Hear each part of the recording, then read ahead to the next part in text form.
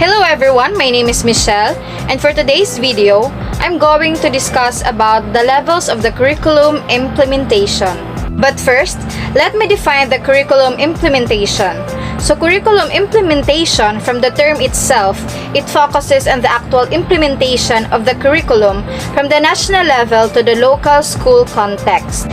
To ensure the smooth implementation of the curriculum, each department or Ministry of Education in any country has established a system that will take charge of the whole work of planning, development, implementation, and evaluation of the curriculum. So as shown in the figure 14, the Philippines follows a centralized system of curriculum development and implementation that starts from the national level down to the local school level. Although the regional, division, district, and school levels are empowered to plan, monitor, and evaluate programs, projects, and plans, the central office of the Department of Education still does most of the policies and curriculum development work. Republic Act 9155, also known as the Governance of Basic Education Act of 2001, Chapter 1, Section 7, defines the function of each level as follows. First is the national level. Through the leadership of the Secretary of Education, the Undersecretaries, Assistant Secretaries, and different Bureau of Officers are responsible for the following: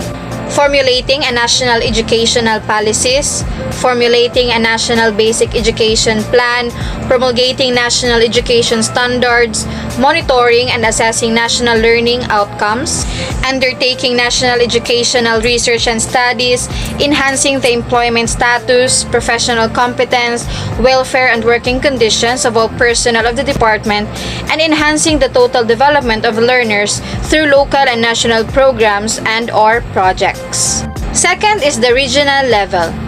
Consistent with the national educational policies, plans, and standards, the regional office under the regional director shall be responsible for the following: defining a regional educational policy framework which reflects the values, needs, and expectations of the communities they serve, developing a regional basic education plan, developing regional educational standards with a view toward benchmarking for international competitiveness, monitoring, evaluating, and assessing regional learning outcomes, undertaking research projects and developing and managing region-wide projects which may be funded through official development assistance or other funding agencies,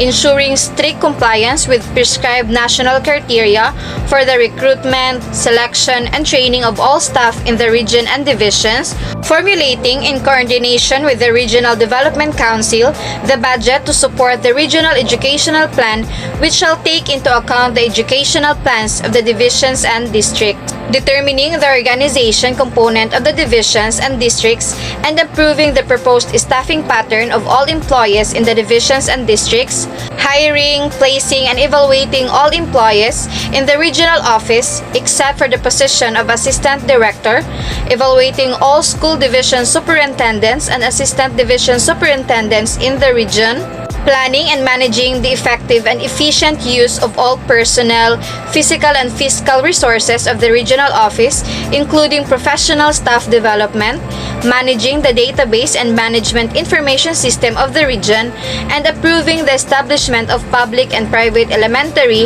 and high schools and learning centers. Third is the division level. A division consists of a province or a city.